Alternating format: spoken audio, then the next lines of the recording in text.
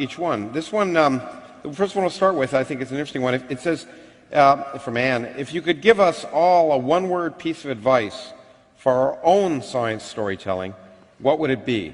And P.S., thanks for showing us how sexy science is. I don't think that referred to your shirt, but it's okay. That we can probably do. One word, I guess we can go across, or if you want. You don't have to be everyone.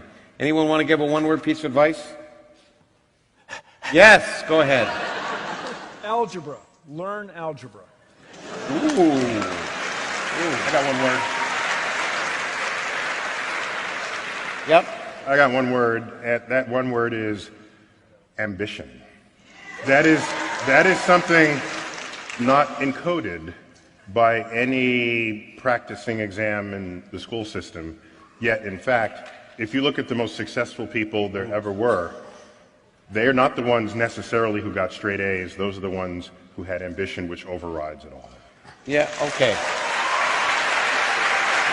I agree. It's a long word, but it's a good one. I would say passion. I think, in the terms of storytelling, too many people, we said this last night too, too many people, I think, are afraid to inject their own story or their own passion when they're talking about it as science. But if you don't talk about what you're interested in, no one else is going to be interested in it. Empathize. What? Empathize, because the best people, the best teachers of science and the best writers about science are the ones who can empathize with people who don't quite get it yet. I was going to say the same thing. Anyone else want to throw in? You've been jumping ahead? No? I would just say... Richard. Yeah. What? I was going to say emphasizing exactly for the same reason, but I'll say instead poetry then. Poetry. Excellent. Anyone? I would just say that you should be able to tell it so that your mother can understand it. Hey, that's good. My mother never listens, but it's okay.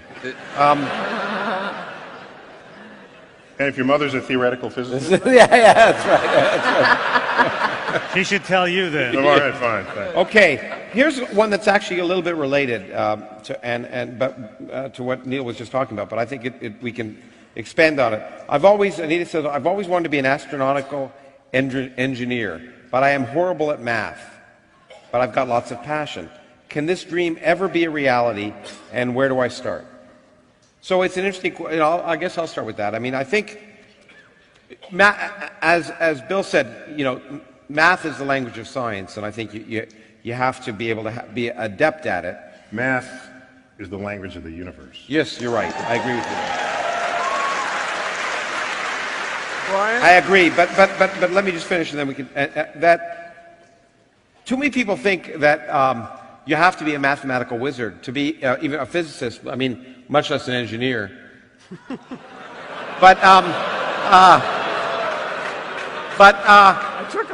It takes all types. I know people who won the Nobel Prize. I know people.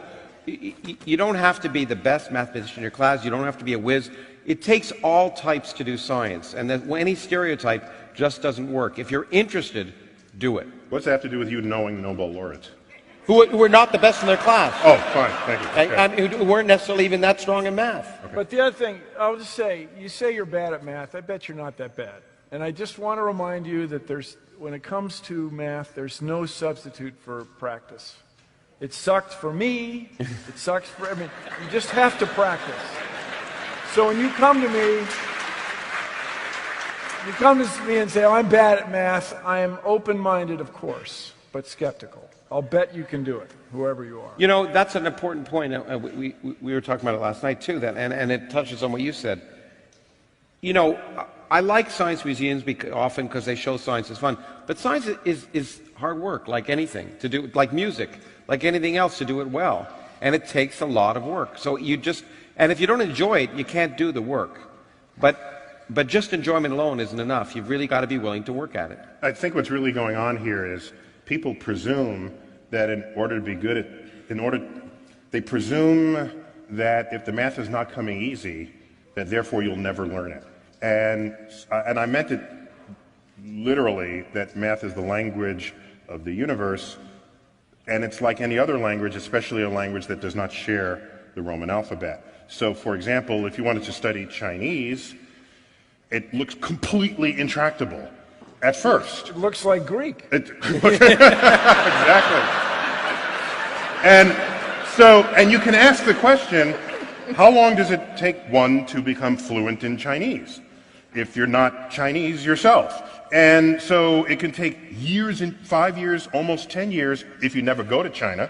You go to China maybe 5 years of intensive exposure, and you've never done that with math. Imagine that level of exposure to math, what kind of fluency you would have at the other end of that pipeline. So at least give yourself the opportunity that any person learning a foreign language would give themselves before you turn around and say you're not good at math.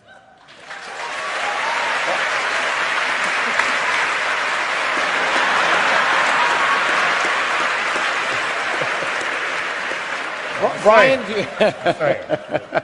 Don't get me started. yeah, you don't want to get him started. I know that from experience. You're a professor of math as well as physics, probably the only one on the table. Yeah, and the question that comes to mind for me is, how do you know that math is the language of the universe? I was going to say, what about the multi? The universe told me. Pretty good first approximation, I'll tell you. Now, Okay, we're now doing science by revelation. Lawrence, but- before you go, I'm yeah. just wondering, because I have a question about this. Yeah.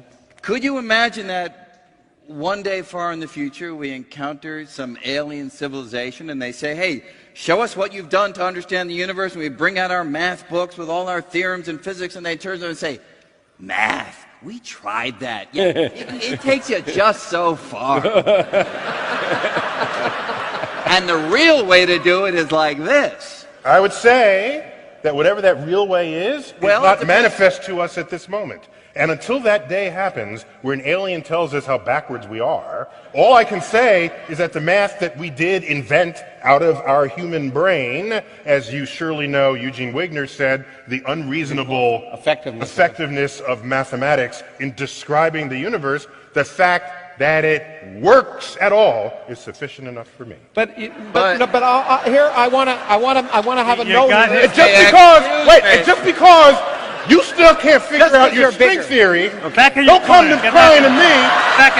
Don't come crying to me. You can't figure it out. Well, in fact,